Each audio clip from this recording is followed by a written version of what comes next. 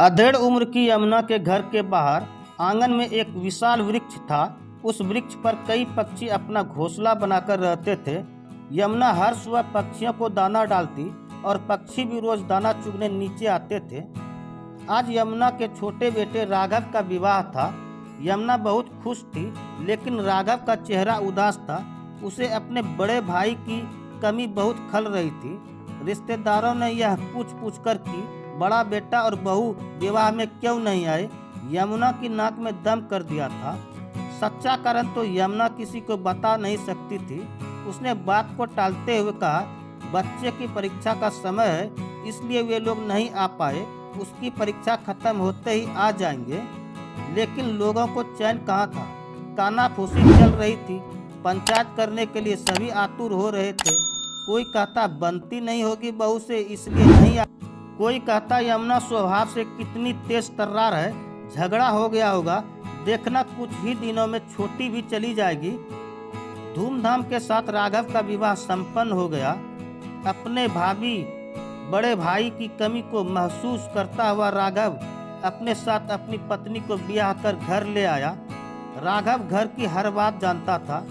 छोटी से छोटी बात पर अपनी माँ और भाभी के बीच होने वाली तू मैं कैसे बड़े झगड़े का रूप ले लेती थी, उसे सब याद था।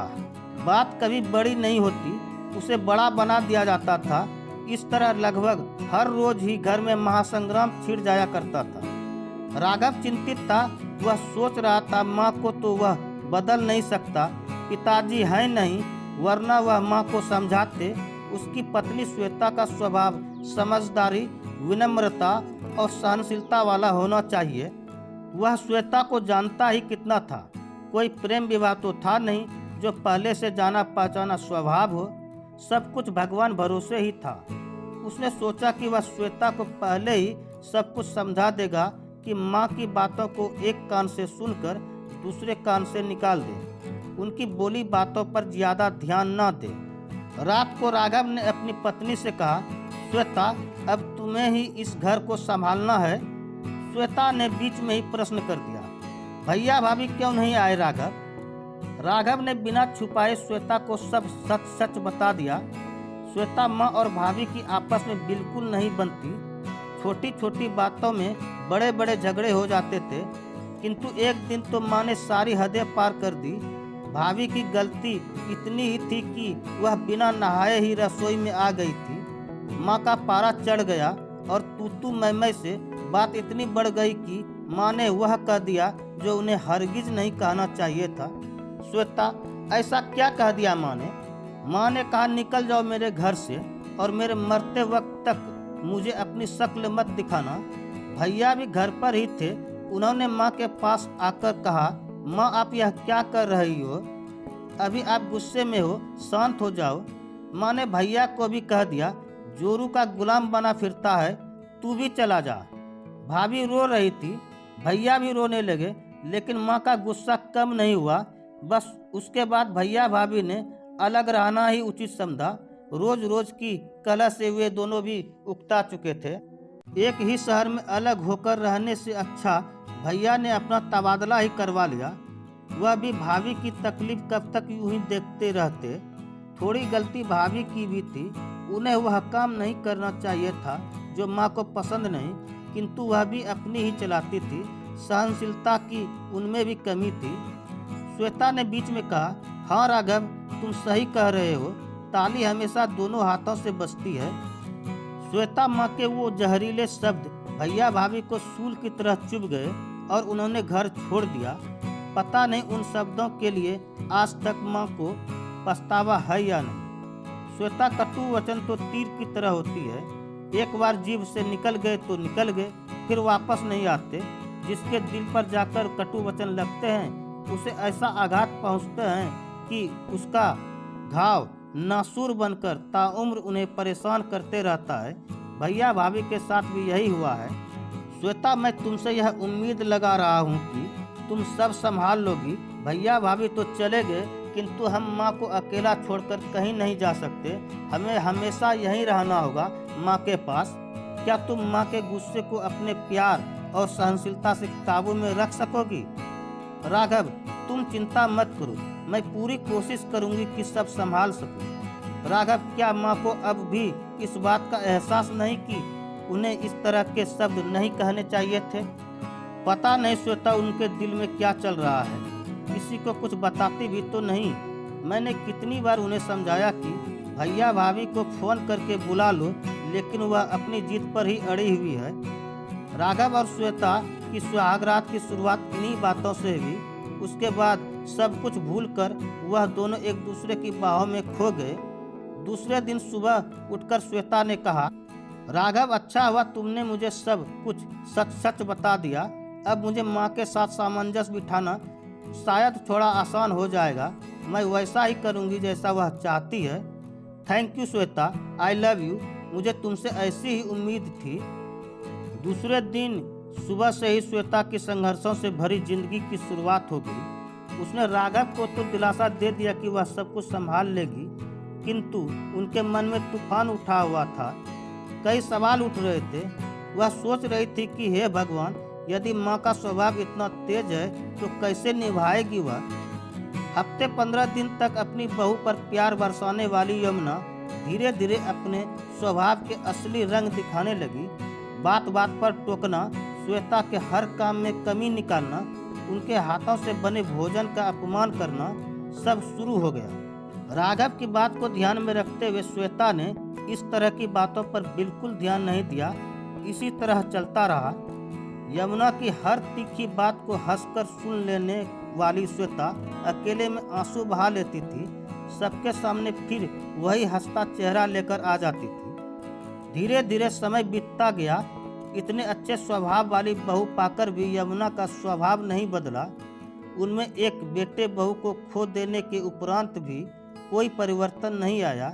यमुना का व्यवहार दिन प्रतिदिन बिगड़ता ही जा रहा था, जिसके कारण श्वेता के धैर्य का बांध अब टूट रहा था। राघव पहले की तरह अब भी सब कुछ जानता था, जबकि श्वेता कभी भी उससे किसी तरह की कोई शिकायत नहीं करती। श्वेता के चेहरे की झूठी मुस्कुराहट ही राघव के समक्ष सारे राज खोल देता था। कभी कभी श्वेता की आंखों में डबडबाए आंसू चोरी छिपे राघव को दिख जाते थे। तब राघव का मन बैठ जाता। क्या करूं, कैसे परिस्थिति को सुधारूं, बेचारा समझ नहीं पाता। यमुना हर रोज की तरह आज भी पक्षियों को दाना डालने आंगन में गई। पतझड़ का मौसम कुछ दिन पूर्व ही दस्तक दे चुका था। रात को काफी तेज हवा के साथ आंधी ने अपना रौद्र रूप दिखाया था। यमुना के बाहर आने से पहले शांताबाई आंगन की सफाई कर पत्ते बाहर फेंक चुकी थी। यमुना ने दाना डाले, लेकिन वृक्ष से कोई भी पक्षी नीचे दाना चुगने नहीं आया। तब यमुना ने अपने वृक्ष की तरफ नजर उठाकर ऊपर देखा तो आज उसका हरा भरा लहलहाता वृक्ष सूना दिखाई दे रहा था। धीरे धीरे पत्ते उसका साथ छोड़ गए थे।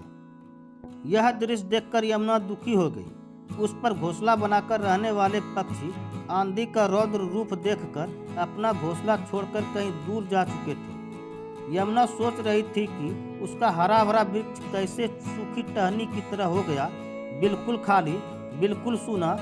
पक्षियों को आराम नहीं, पत्तों का साथ नहीं, इसलिए वह भी यहाँ से चले गए किसी और घने वृक्ष पर अपना नया घोंसला बनाने, जहाँ उन्हें सुकून मिलेगा, उनका मन आनंदित होगा, उनकी सुबह रंगीन होगी, शाम आराम से शांति प्रिय वातावरण में उन्हें सोने देगी। यही सब तो चाहिए होता है। इतना सोचते सोचते उसने अपने आंगन के साथ ही साथ अपने घर के अंदर भी नजर डाली, जो उसे आज इस सूने खाली वृक्ष की तरह नजर आ रहा था, जिस पर से कुछ पक्षी सुख शांति की तलाश में कहीं दूर जा चुके थे।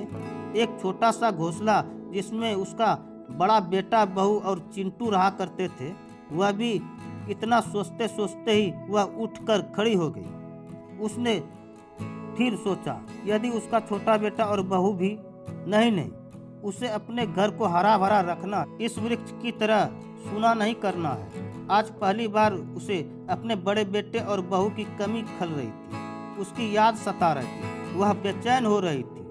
अपनी गलतियों का एहसास होते ही उसके बोझ तले यमुना का दम घुट रहा था। किस तरह अपनी बड़ी बहू को वह ताना मारा करती थी, बात बात पर अपमान करती थी, उसके हर काम में कमी निकालती थी, कभी भी उसे चैन से जीने नहीं दिया। आज वह यही सब अपनी बहू के साथ भी कर रही है। वह सोच रही थी आखिर क्यों उसने ऐसा व्यवहार किया? क्यों बहुओं को बेटी जैसा प्यार ना दे पाई?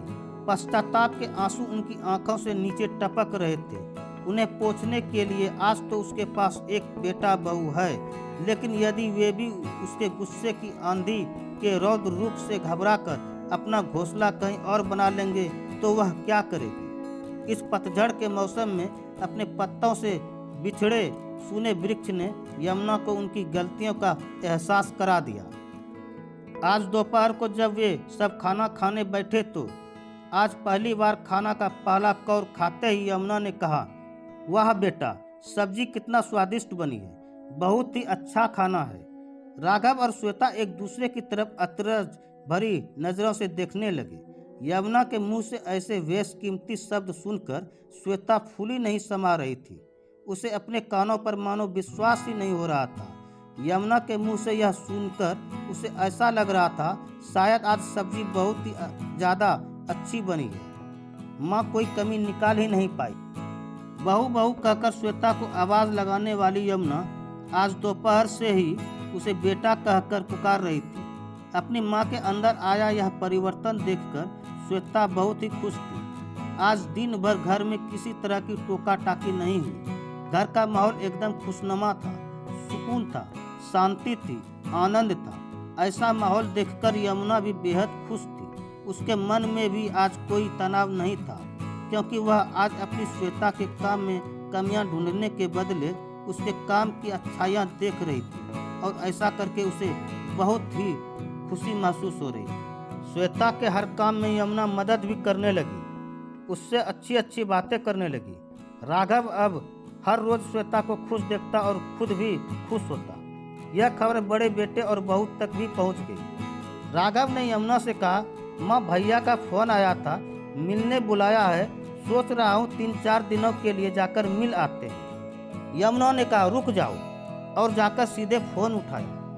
आज अपना अहंकार छोड़कर या अपना स्वाभिमान छोड़कर उन्होंने अपनी बड़ी बहू को फोन लगा दिया और कहा, हेलो। उधर से अंजलि ने फोन उठाकर कहा, हेलो। कुछ पलों के लिए फिर से सन्नाटा छा गया। यमुना कुछ कह नहीं पा रही थी, लेकिन हेलो शब्द सुनकर अंजलि माँ की आवाज़ पहचान गई। उसी ने पहल करते हुए कहा, माँ। यमुना फूट फूट कर रोने लगी। उससे कुछ कहा नहीं जा रहा था। तब तक श्वेता भी वहां आ गई। अपने आप को संभालते हुए यमुना ने कहा, अंजलि बेटा, मुझे माफ कर दो। फोन स्पीकर पर था। यमुना का बड़ा बेटा माधव भी वहीं पर था, वह भी सुनने लगा। अंजलि ने कहा, माँ आप ऐसा क्यों कह रही हो? नहीं बेटा, इस शादी में तुम्हारी तीनों की बहुत कमी लगी। मैं अपने गुस्से में बोले हुए शब्द वापस लेती हूँ। मैं तुम्हारा इंतजार करूँगी, यदि तुम मुझे माफ़ कर सको तो। पता नहीं मैंने ऐसा क्यों किया। मैं जानती हूँ ज़्यादातर गलती मेरी ही थी। तुम्हारे जाने के बाद भी मुझे यह एहसास नहीं हुआ, लेकिन अब मुझे अपनी गलतियों का पश्चाताप करने का एक मौका दे दो। नहीं माँ, आप ऐसा मत कहो, और प्लीज़ आप रोना बंद कर दो। गलती तो हमारी भी है। हमें भी आपके गुस्से में बोली बात के कारण घर नहीं छोड़ना चाहिए था, पर जो हो गया सो हो गया। अब आगे से हम जितना भी अच्छा कर सकते हैं जरूर करेंगे। हम आ रहे हैं माँ, आप सबसे मिलने। अंजलि के फोन रखने के बाद उसने जैसे ही माधव की तरफ देखा, उसकी आंखों में आंसू छलक रहे थे। अंजलि ने कहा, प्लीज माधव, रो मत। माधव ने उसे गले लगाते हुए कहा, अंजलि, इतने दिनों से मुझे इन्हीं लम्हों का इंतजार था। कुछ दिनों पूर्व श्वेता के चेहरे पर आई उदासी देखकर राघव के मन में भी कभी कभी दूर चले जाने का ख्याल आ जाता था, लेकिन अब वह ख्याल उसके दिमाग से गायब हो चुका था। अब वह तो हर रात श्वेता के चेहरे की खुशी देखकर ही वह सोता था, चैन से, सुकून से, बेफिक्र होकर। राघव सोच रहा था कि माँ के स्वभाव में यदि बदलाव न आता तो इस अच्छे बदलाव के कारण ही उसका घर सूना आंगन बनने से बच गया। इसी बीच श्वेता प्रेग्नेंट हो गई। खुशियाँ कई गुना बढ़ गई। बड़े बेटे बहू का आना जाना भी चालू हो गया। वह तो पास के ही शहर में थे, तो हर रविवार घर चले आते थे। सब साथ में सुख और शांति से समय व्यतीत करते। इस तरह एक घर बिखरते बिखरते संभल गया। यमुना सोच रही थी, पतझड़ के बाद नई कोपले फूट जाती है, वृक्ष तो फिर से हरा भरा हो जाता है, घोंसले भी बन जाते हैं, पक्षी भी चहचहाते हैं। लेकिन घर से यदि कोई जोड़ा अलग चला जाए तब तो उसका वापस आना लगभग असंभव ही हो जाता है। वह आंगन फिर से वैसा ही हरा भरा कभी नहीं हो पाता। वक्त रहते वह संभल गई, इसलिए छोटा बेटा बहू उसके साथ है, वरना उसके घर पर ऐसा पतझड़ आता कि वह फिर जीवन भर हरा भरा नहीं हो पाता। आंगन में बैठी यमुना आज अपने वृक्ष को निहार रही थी, जो फिर से हरा भरा हो चुका था। नई कोपले फूट चुकी थी, पत्तियां बड़ी होकर शोर मचाना शुरू कर चुकी थी, पक्षी घोंसला बना रहे थे। श्वेता ने भी एक बिटिया को जन्म दिया। घर में किलकियारियां गूंजने लगी। यमुना चिड़िया को चोंच में दाना लेकर जाती देख रही थी कि वे कैसे अपने बच्चों को खिलाती है। देखते देखते वह सोच रही थी कि कितने प्यार से हम अपने बच्चे को बड़ा करते हैं। हर दुख भी हंसते हंसते सह लेते हैं, लेकिन बेटे के विवाह के बाद क्यों हमारा मन इतना छोटा हो जाता है? यह एक प्रश्न था जिसका जवाब वह खुद भी नहीं ढूंढ पाया।